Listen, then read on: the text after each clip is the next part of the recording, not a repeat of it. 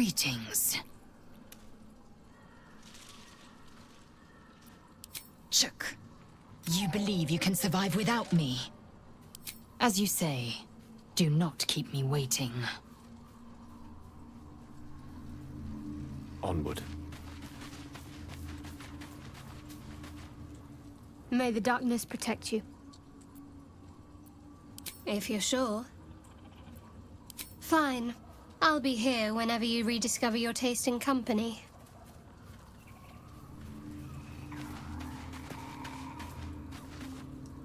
Copper for your thoughts? Really? Really? Oh, fine. I'll be here eating dirt or whatever. Well met. That's the spirit.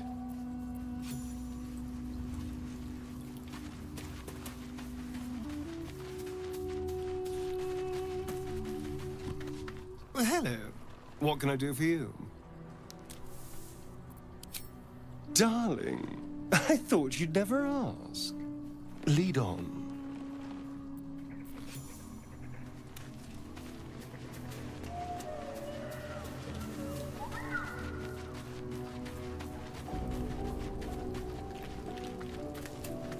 Oakfather preserve you.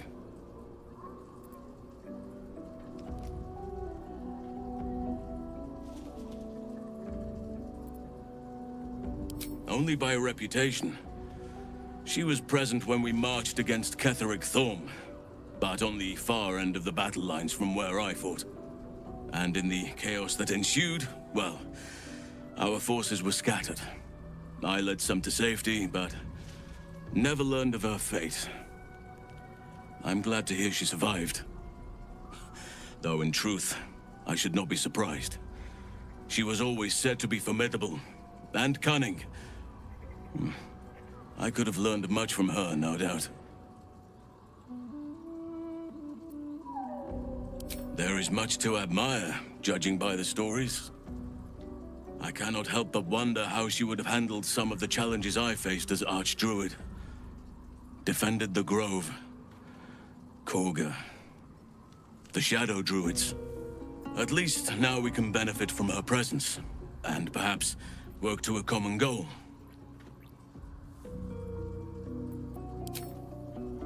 Honestly, I never thought I'd make it that far. But the Absolute is a threat to all, and I promised I'd help you with your parasite. So, I'll remain with you. If you'll have me, that is.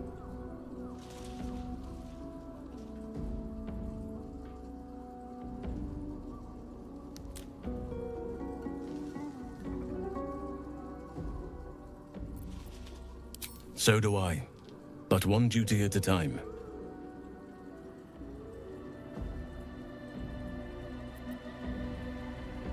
Druids and Harpers joined together to put a stop to Ketheric Thorm. We marched on Moonrise, and after much fighting, we prevailed. Even in defeat, though, Ketheric turned to Shah. Not long after we sealed him away in his tomb, the Shadow Curse took hold. No one had seen the likes of it before. No one knew how to react.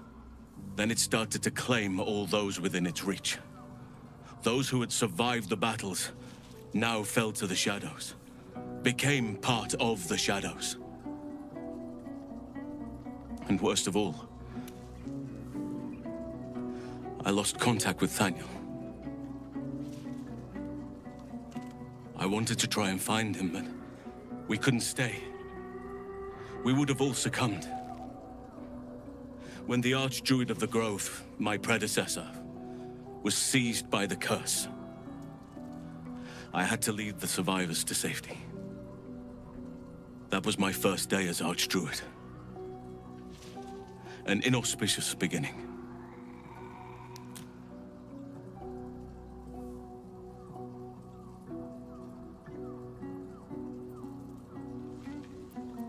Indeed. I know that all too well. I've been unfair to you. I've had unrealistic expectations of your character ever since I joined you. But honestly, you've surpassed even those. Seemed my faith was more than well-founded. It's true, and I can't imagine I helped with that. Sometimes I let the task at hand consume me, and people think I'm obsessed. Trust me, the day I no longer have to talk about the Shadow Curse will be a happy one. What would you like to know?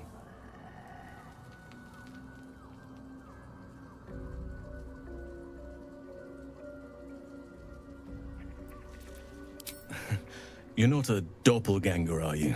Trying to study me to learn all my secrets so you can take my place? Save for me, my line perished a long time ago. They rest in High Forest now, near the shade of the grandfather tree. The Grove became my family, with Sylvanas as my teacher. And now I have you.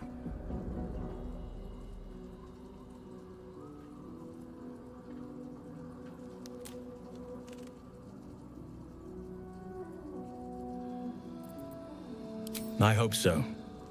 But I won't turn my back on the past. It made me who I am today.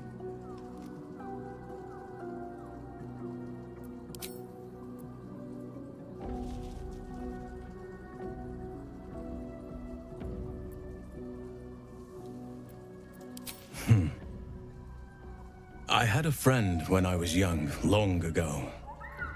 He played with me in the forests where I grew up. But eventually, I realized no one else had heard of him. It was Daniel, of course. Nature was my very first friend. I get older, but he hasn't changed a day. I knew then that I had to be more than a companion to him. I had to be a protector.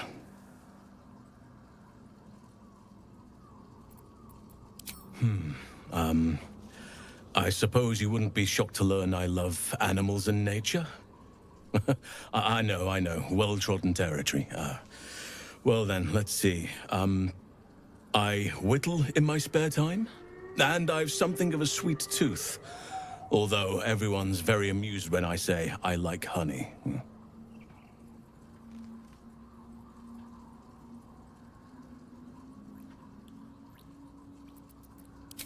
Ornaments, utensils, and ducks.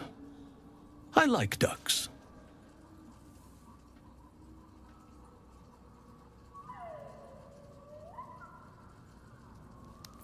You're right. Sometimes I think people look at me and imagine my feelings can't be hurt. Thank me by returning the favor, why don't you? Come on. I'm sure you've something better than carving wooden ducks.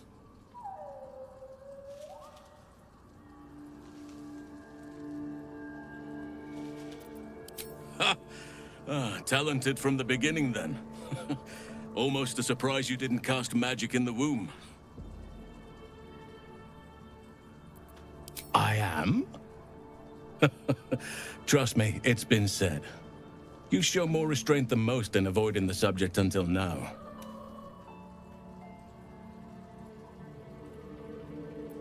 It's a natural question, but I don't have a good answer, I'm afraid. Perhaps there's a half-orc buried somewhere in my ancestry. Or perhaps not. Sometimes I think conventional wisdom is too narrow about what someone can or cannot be. Stranger things have most certainly happened. Anytime. Then you'll have me. Lead on.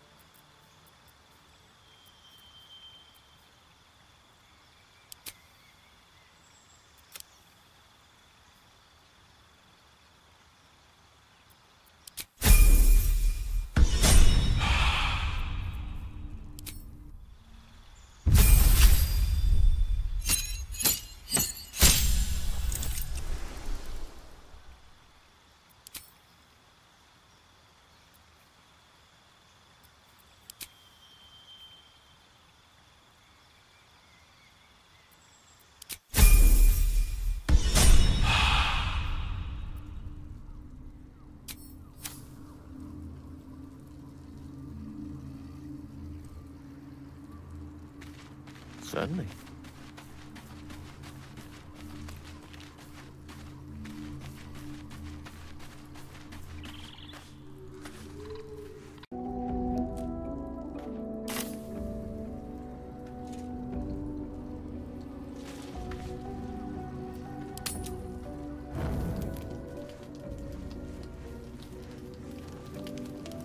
I can do that. There you are, Mr. Dekarios. I've been champing at the proverbial bit. I've something for you. A letter from Elminster himself. He was most insistent I give it to you immediately upon your return.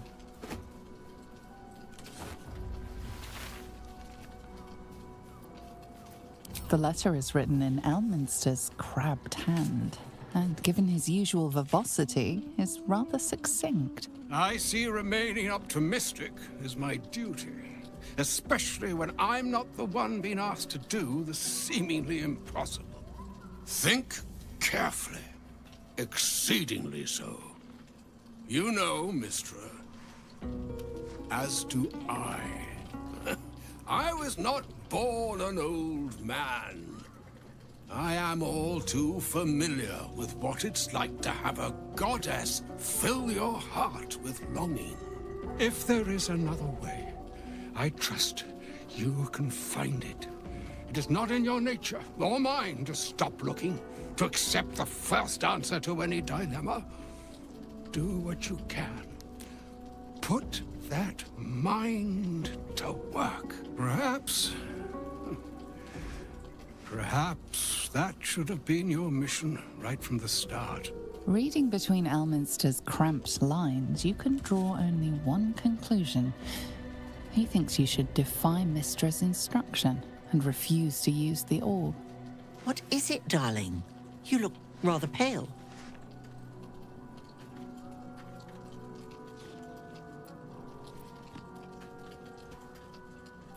Aha! Mr. Ormar can always be relied upon to bring a dash of good sense to proceedings. A shame he didn't start with that, but still, I hope you plan to heed his advice. Carefully, though. He seemed rather fidgety when he delivered his message. Mistra will have both of you in her bad books before long.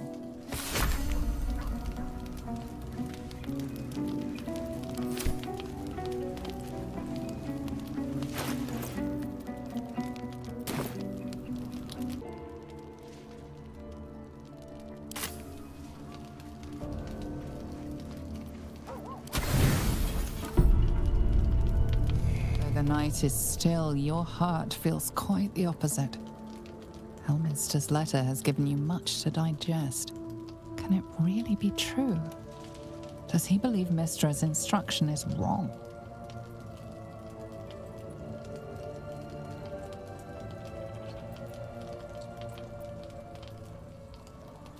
In all the years you've known Elminster, he's never once questioned his goddess's wisdom. For him to do so now, there must be something to this. You finally appear to be winning back Mistra's favor, even her blessings. But appearances are not everything. And after all, she does not give without expecting in return.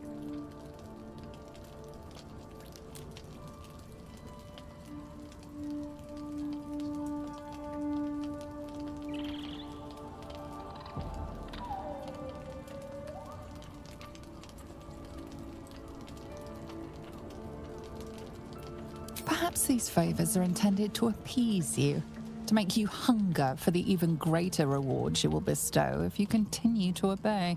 She offers you only the chance, the hope of redemption. Would you really give your life on such flimsy promises?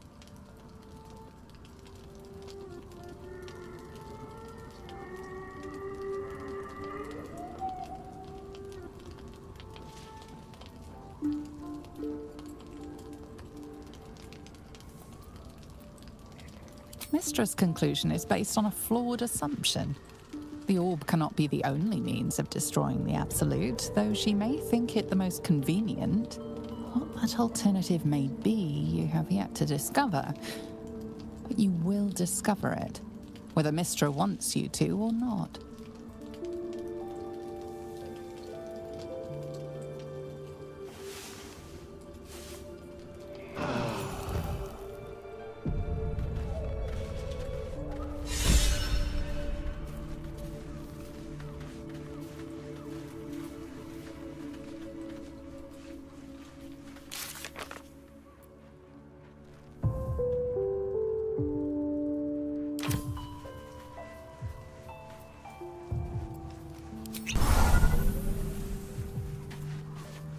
dog is unable to speak through the small bag he holds in his mouth.